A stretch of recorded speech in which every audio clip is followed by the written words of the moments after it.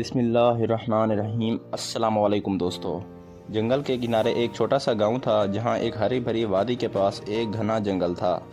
اس جنگل میں کئی جانور رہتے تھے مگر سب سے زیادہ مشہور ہرنی ریما اور خرگوش ببلو تھے۔ دونوں میں بہت گہری دوستی تھی۔ وہ ہمیشہ ساتھ کھیلتے، دریا کے کنارے بیٹھ کر کہانیاں سناتے اور جنگل میں گھومتے پھرتے۔ ان کی دوستی کی مثال پورے جنگل میں دی جاتی تھی۔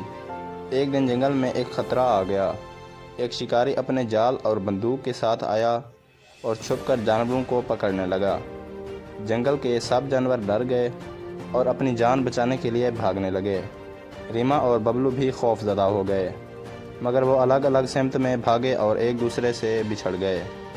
ببلو ایک گہرے بل میں چھپ گیا جبکہ ریما گھبرائی ہوئی جنگل میں بھاگتی رہی۔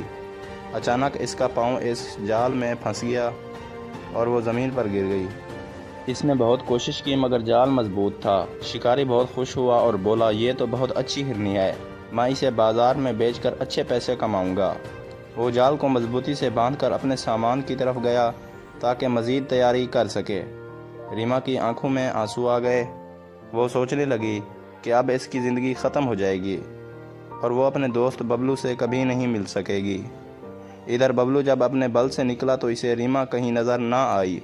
وہ فوراً سمجھ گیا کہ کچھ برا ہوا ہے۔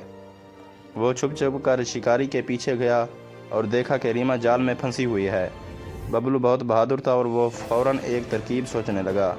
اس نے جنگل میں اپنے دوسرے دوستوں کو مدد کے لیے بلایا۔ بندر، ہاتھی، چیتا اور کچھ دوسرے خرگوش اکٹھے ہو گئے۔ سب نے مل کر ایک منصوبہ بنایا۔ بندر جلدی سے شکاری کی تھیلی سے چاقو نکال لایا اور ببلو نے اپنے دانتوں سے جال کاٹنا شروع کیا۔ ہاتھی نے زور سے چیخ ماری تاکہ شکاری کا دھیان بڑھ جائے۔ جیسے ہی جال کٹا، ریما بھاگ نکلے اور سب جانور بھی فوراً درختوں میں چھپ گئے۔ جب شکاری واپس آیا تو اسے خالی جال دیکھ کر بہت غصہ آیا مگر اب کچھ نہیں ہو سکتا تھا۔ وہ غصے میں چلایا اور جنگل سے باہر چلا گیا۔ ریما اور ببلو ایک بار پھر خوش ہو گئے اور سب جانوروں نے جشن منایا۔ اس دن کے بعد جنگل کے سب جانور اور زیادہ اچھے دوست بن گئے اور سب نے ایک دوسرے کی حفاظت کرنے کا وعدہ کیا۔ ریما اور ببلو کی دوستی پہلے سے بھی زیادہ مضبوط ہو گئی اور وہ ہمیشہ خوشی خوشی جنگل میں رہنے لگے۔ مزید ایسی کہانیوں کے لیے میرے چینل کو لازمی لائک اور سبسکرائب کریں اور ساتھ میں دیے گئے گھنٹی کے نشان کو دبانا نہ بھولیں۔ شکریہ دوستو۔